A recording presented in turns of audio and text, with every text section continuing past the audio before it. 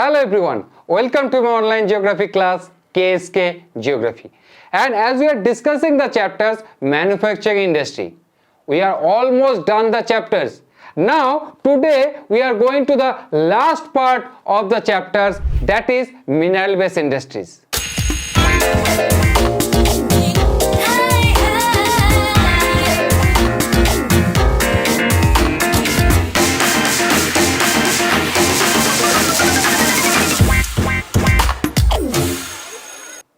And if you have done the mineral and energy resource chapter, I can assure this portion it will be very easy for you. You have already done the hard work before. Just here you need to connect the mineral based industries with the sources of minerals, the mineral distribution that you have studied in the mineral and energy resource chapter. So without wasting the time, let's start the portion that is the mineral based industries. So mineral based industries, here you need to know about iron and steel industry first of all. Remember, iron and steel industry in India is over 125 years old. And this is the 10th largest producer of crude steel in India. Why?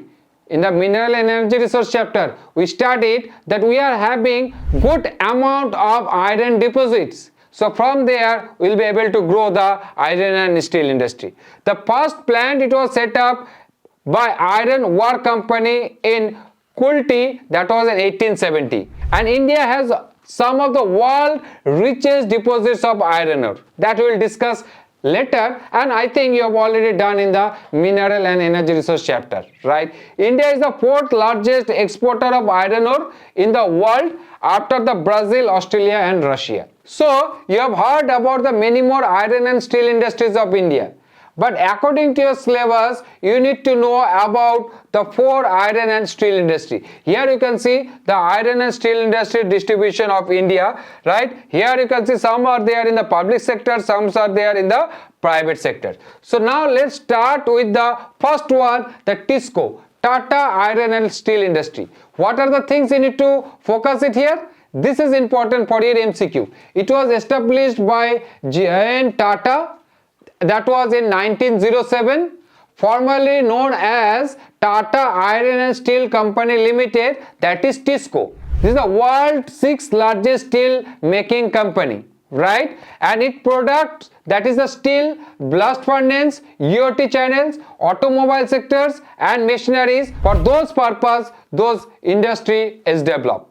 Headquarter is there in Jamshedpur, that is in Jharkhand, and registered office is there in Mumbai, that is in India. Now question is, why it's set up in Jharkhand, right, or in Jamshedpur? So there are some important factors that only you need to focus it here. So this table here you can see, you need to remember the tables only, so then you can answer those questions easily. And these pictures also, take it very carefully. Why? Because this time as a critical thinking based question it will come, so they may give you the pictures and they can ask you to identify and what are the sources of raw materials like the iron and manganese, and the sources of coal, which are the sources of water bodies, is the supply of water, from where it is getting the water, what are the nearby seaports. So those questions they can ask, right? So if you remember those things, it will be very easy. Now in general, let me tell you one thing. For iron and steel industry, what are the things required? First of all, raw material, that is iron ore. Next, power, that we will get it from the coal. Next, manganese, because with iron you need to use manganese, that it will make steel. Manganese is required very less quantity, just 10%, but it's having the huge impact. Why? Because after mixing with manganese, it will become steel, and that it will be rust free. Because iron is strong, but problem is there, it is a problem of rusting, right? So it's become weak, it's become damaged very quickly. So manganese help us to give the longevity. Next, dolomite, water, power, that is the power supply, and the seaport. Those are the conditions required. Right? So here you can see Jamshedpur is located here. So nearby that iron ore fields, what are the iron ore fields? That we have studied in the iron ore distribution, right? That's why I said this mineral energy resource chapter is connected with this chapter. If you have done that chapter, this chapter it will become easy. So Noamundi mines of Singhbhum, Jharkhand, Guru Mohichani mines on Mayurbhanj and Odisha. From there they are getting the iron ore. Coal they are getting from where? Coal they are getting from Jharia, Bokaro, Raniganj. Those are the nearby places, Jharia, Bokaro, Raniganj. From there they are getting the coal. Manganese they are getting from the Jodha mines of Kendurjhar of Odisha. And dolomite they are getting from Sundargarh in Odisha. Water they are getting from Subarnarekha river. From Subarnarekha and Damodar river they are getting water very easily. Power, like to run the machineries and provide the give that area the electric supply, we require the power supply. So Damodar Valley Corporation or DVC is played a very important role for the development of TISCO. Next, the seaport, that is closest seaports are there, that is Kolkata, that is just 250 km away from this place.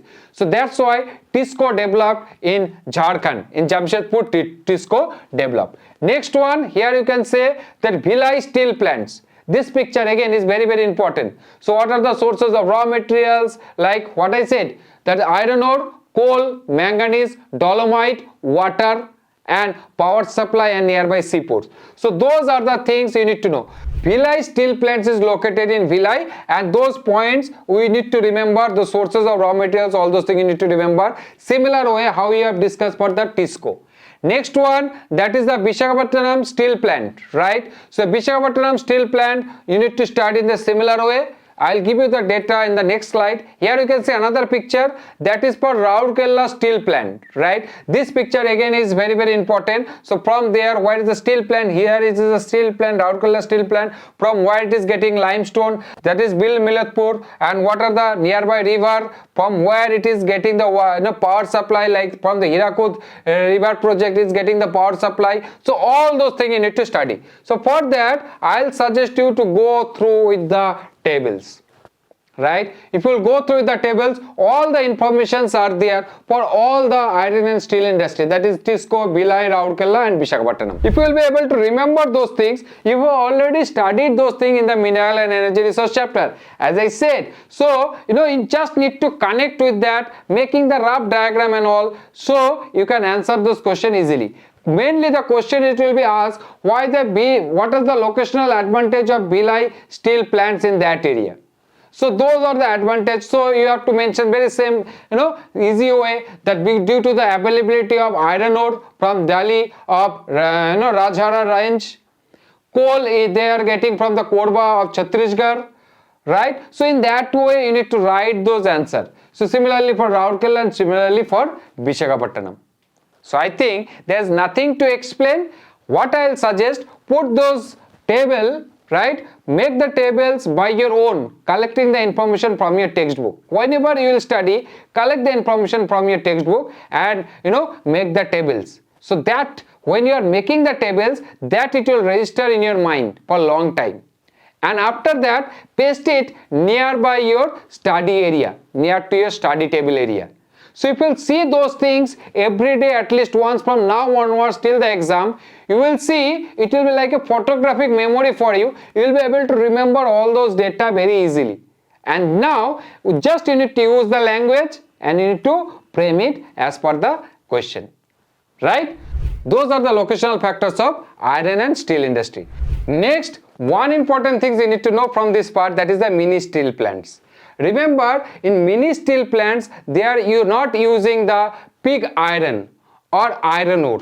What they are using? Those metal product or iron we are using in our day-to-day life, those crash iron, they will bring it, and here it don't require much more power or coal energy. So with the electric furnace, they can melt those crash iron, and from there they will be able to get the new product. Right? So it don't require, advantage of these mini steel plants are there, it don't require much more capital, heavy machineries or equipments are not required, and it can be developed any area where you will be able to get the crash iron very easily. So it will also help us to get rid of the waste materials also. right? So here you can see that mini steel plants, those are the few mini steel plants are located in India. That is the Durgapur in West Bengal, Bokaro in Jharkhand, Jamshedpur in Jharkhand, Bhilai that is in Chhattisgarh, Vijayanagar that is in Karnataka, and Salem that is in Tamil Nadu. So those are the mini steel plants are there in India. Next you need to see it here, those are the mini steel plants name again, right? Those are the mini steel plants. Next one, that is the iron and steel industry problem. It's a big industry, so it's required huge capital, so capital investment is the one problem. Next one, foreign trade, you have to face the challenges of the other countries also. Next, low productivity. Due to the obsolete machineries and technological disadvantage, we are not able to produce the iron ore in large quantity. Next one, inefficient management. To running all such big things, you require the proper skilled management group. That is lacking in India, right? Next, here you can see the petrochemical industry. Petrochemical industry is the very fast or rapid growing sectors in India. Not only India, all over the world. Here, what is petrochemical industry? Petrochemicals are the chemical product driven from the petroleum. Some chemicals, compounds made from the petroleum are also obtained from the other fossil fuels such as coal or natural gas, or renewable sources such as corn or the sugar cane. Right? So here what will happen, we'll use the crude petroleum, and from the crude petroleum we'll be able to get different type of byproduct after mixing with some chemical elements with that, like the silk, like the plastics, right? Those are very rapidly growing sectors because the demand of those products is much more in India. Why? First of all, it is very cheap, and the durability or longevity it is much more. And you will see all the petrochemical industries develop along with the coastal part. Why? Because India maximum crude petroleum we are importing from the other countries. Once we will bring it from the other countries through the sea routes, so at first it will bring it to the coastal areas. Now the point is, if you will refine it in the coastal areas only, the oil refinery it will set up in the coastal areas only, and then from the crude oil when you will get the different product, so as per our needs we can send it to the destination, right? So it will be very easy. And so that's why you will see all the petrochemical industries that develop along with the coastal line, right? Next you will discuss about the how those things work. So here you can see from the crude oil we will be able to get the different type of product like the methane, ethane, that it will help as a source of energy. Next one, other byproduct we will get like the alcohols, those things it will help to get the machinery functional. Next one, the final products we will get, that it will be like the plastics, silk, that you will get, that it will be used for clothing, shelters, food, health and transportation and communication. For different purposes we can use that things. So this is very rapidly growing sectors in India as well as all over the world. Last one, that is called the electronic industry. Now first of all you need to know what is the electronic industry. The business of creating, design, producing and selling devices such as radios, television, stereos, computers and the semiconductor, transistors, all those things it will come under the electronic industry. Electronic industry is very rapidly growing. Why? Because this don't demand such a big things. It can set up with small area. So that's why electronic industry develop in such areas where the people are getting much more facilities, right? So there's a two place in India there the electronic industry grow much more. That is, one is Bangalore, that is called electronic capital of India. Another one is Hyderabad, that is called high tech city of India. So here meaning of electronic industry in India took off around 1955. Like all the software companies like the Infosys, TCL and all those things, all those things, right?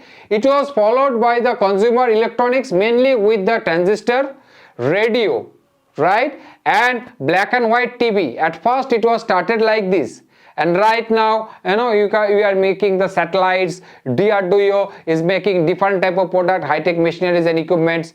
Next one, that is in 1982, history of television in India, the government allowed the thousands of color TV sets to be imported from the country. Right? Next one, all now growing at brisk pace. Next one, that is, as I said, is growing very fast and constitutes 6.7% of the global electronic industry. Right? Next one, as I said, those are the places where the electronic industry already developed, and governments are trying much more to develop those areas with electronic industry. West Bengal, Maharashtra, Karnataka, Andhra Pradesh, Tamil Nadu, Gujarat, Rajasthan, Uttarakhand, Himachal Pradesh. Right? So those are the places which are getting its popularity. Next, from this chapter now, we need to know about some important terms. Handlooms. Handlooms are the traditional weaving tools used to craft the fabric without electricity. Those are called the handlooms. And next one, there is a power looms. The same thing, when the machineries it will be run with the electricity, those are called the power loom. Along with that, one more important term is you need to know, that is sericulture. Sericulture of silk farming is the cultivation of silkworms to produce silk. Although there are several commercial species of silkworms, the caterpillar of the domestic silk moth is the most widely used and intensively studied silkworm. Right? So that's it from the chapter. Thank you very much for watching. I hope this video it will be much more helpful for you.